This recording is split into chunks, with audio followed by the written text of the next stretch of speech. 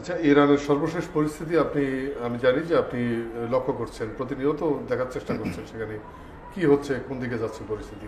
আপনার কি মনে হয় যে আসলেই ইরানের এই রেজিম পরিবর্তন এটাই চূড়ান্ত লক্ষ্য, নাকি এই রেজিম পরিবর্তনের পর সেখানে আমেরিকান দখলদারিত্ব চূড়ান্ত লক্ষ্য, নাকি ইসরায়েলকে সারা মধ্যপ্রাচ্যের উপরে প্রভুত্ব করার যে চূড়ান্ত টার্গেট সেটা এইবারেই তারা করে ফেলবে এরকম লক্ষ্য? আপনি যতগুলো প্রশ্ন করেছেন প্রত্যেকটাই প্রাসঙ্গিক।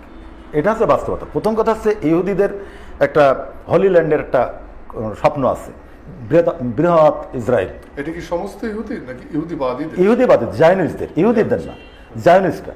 তারা এটা মনে করে একদম মিশর টিশর নিয়ে সিরিয়া দিয়ে ইরানের একটা অংশ, সে বিশাল একটা অংশ তারা বাঁধে। এটা হচ্ছে জায়নিস্টদের একটা স্বপ্ন, সেই জায়গায় তারা করতে চায়। এটা হলো একটা দিক। আরেকটা দিক হচ্ছে যে এই যে আমেরিকা তাদের জীবন ব্যবস্থাটাকে এখানে আনতে চায়, কিন্তু এই ব্যবস্থা প্রতিষ্ঠিত করতে চায়, কারণ এই ইরানের যে জীবন ব্যবস্থা এটা থ্রেট। কিন্তু এখানে যেটা ঘটছে যে আসলে আমি কিন্তু মনে করছি, মানে 5-7 দিন না গেলে বুঝতে পারবো না, কিন্তু আমি এখন যেটা মনে করছি, ইসরায়েল এবং আমেরিকা যা ভেবেছিল তা হয়নি।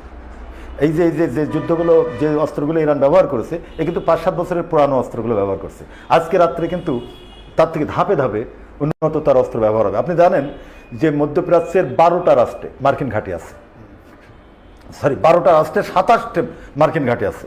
প্রতিটা ঘাঁটিতেই তারা কিন্তু আক্রমণ করছে, এবং যাত্রা কল্পনা করেনি কখন। তাদের যুদ্ধ জাহাজটা খোদ ইসরায়েলের সেই হাইফা, তেল আবিব, হ্যাঁ, পশ্চিম জেরুজালেম, প্রত্যেকটা জায়গায় হামলা করেছে, তছনছ করে দিয়েছে ভয়ঙ্করভাবে। এবং ইসরায়েল বলছে তাদের ক্ষয়ক্ষতির কোনো নিউজ যেন ওখানকার কোনো মিডিয়া না বলে, কোনো ব্যক্তি না বলে, রাষ্ট্রদ্রোহ হয়ে যাবে। সেই জন্য আপনি জানছেন না, আপনি আমেরিকাও তাই বলেছে, কোনো নিউজ যেন বাইরে না যায়, তাহলে তাদেরকে মৃত্যুদণ্ড দেবে।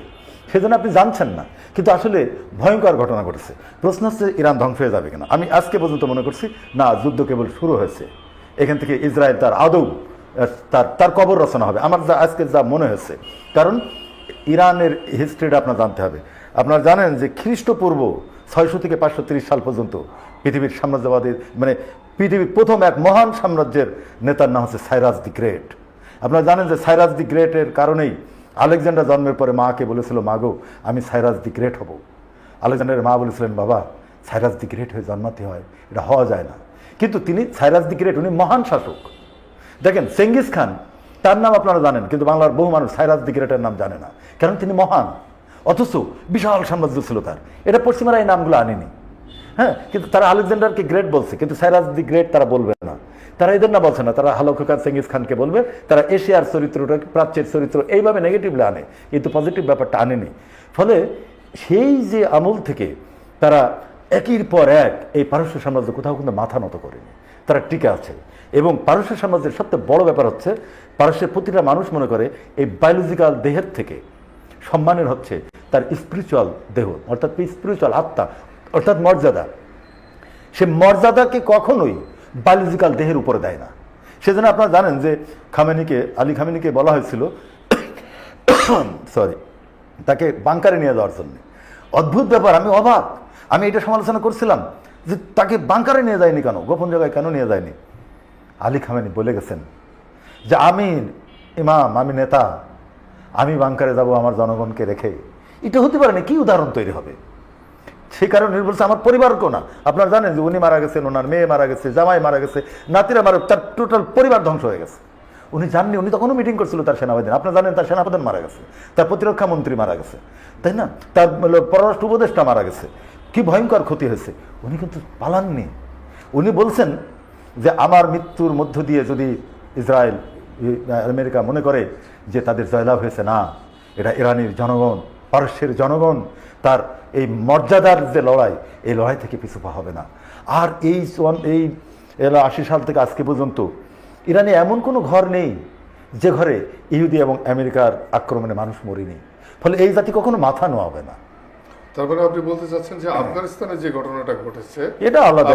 আফগানিস্তানের সরকারের পতন ঘটেছে, কিন্তু তারপরে দীর্ঘ লড়াইয়ের পরে তারা আবার ফিরে এসেছে। 100 বার ইরাকে আমেরিকা তাৎক্ষণিকভাবে জয়লাভ করেছে, কিন্তু ফাইনালি তাকে লেজ গুটিয়ে চলে যেতে হয়েছে। হয়েছে, 100 একইভাবে কি ইরানেও এটা 100 বার আমি সেটা মনে করছি। আপনি দেখেন যে 20 বছর তারা এই যে আমেরিকার সাথে লড়েছে, তার আগে 20 বছর সোভিয়েত রাশিয়ার সাথে লড়েছে, তার আগে ইংল্যান্ডের সাথে লড়েছে না আফগানরা। লড়েছে। তো ইরানও তো অনন্ত সেই খ্রিস্টপূর্ব 600 সাল থেকে তারা আজ পর্যন্ত লড়াই করে এসেছে। তো এদেরকে থামানো যাবে না, কারণ এদের একটা জীবন বোধ আছে। এই যে আপনি আফগানিস্তানের অনেক সমালোচনা আছে, আমরা খুব গভীরে জানতে পারি না, তাদের অনেক সমালোচনা আছে, কিন্তু আপনি জানেন আজকে আফগানিস্তানের একটা মুদ্রার মান পৃথিবীর বহু দেশের মুদ্রার মানের থেকে বেশি। তারা একটা কৃত্রিম নদী তৈরি করে, মরুভূমির মধ্যে তারা কৃষি জমি তৈরি করে দিচ্ছে। তারা আমেরিকার অ্যাপাচি হেলিকপ্টার টাপ্টার দিয়ে সবই ফেলায় রেখে গেছে, তারা চালানো শিখে গেছে। তাদের লেখাপড়া নেই। আমি তো যুদ্ধের সময় দেখেছি একজন আফগান, সে এক লাইব্রেরির মধ্যে দাঁড়িয়ে, পৃথিবীর বিখ্যাত একটা ছবি, রাইফেলটা, হ্যাঁ একটা কালানিস্কা রাইফেল, তার গায়ে হেলান দিয়ে আসে, দাঁড়ায় দাঁড়িয়ে বই পড়ছে। তারা পড়ে। তো আপনি কি উল্টোপাল্টা কথা বলছেন যে এই দুনিয়া সম্পর্কে পশ্চিমারা যা জানছে, আমাদের আসলে পশ্চিমা হেজিমনির বাইরে যদি আমরা যেতে পারি, তাহলে আমরা মৌলিক লেখাপড়া ইনফরমেশনটা পাবো এবং পড়তে পারবো। তাহলে আমরা বুঝতে পারবো মর্যাদার লড়াই কী জিনিস, এবং সে লড়াই আরবরা করে, মানে টোটাল মধ্যপ্রাচ্যের লোকেরা করে আসছে। আচ্ছা, শেষ প্রশ্ন। আমি বাংলাদেশের সম্পর্কে রাসেল যেটা বলছিল, এই দেশের মানুষও কিন্তু এই যে আজাদির যে লড়াই, ইনকলাবের যে লড়াই, আজকে যদি কেউ এসে বলে ইনকলাব, আজাদি, হ্যাঁ কি ওই যে ইনসাফ, এইসব শব্দ বাতিল করতে, এরা আহম্মক, একেবারে মূর্খের রাজ্যে বাস করে। এইসব শব্দ আমাদের জাত, মানে আমার শরীরের সাথে এটা সরাতে পারবে না।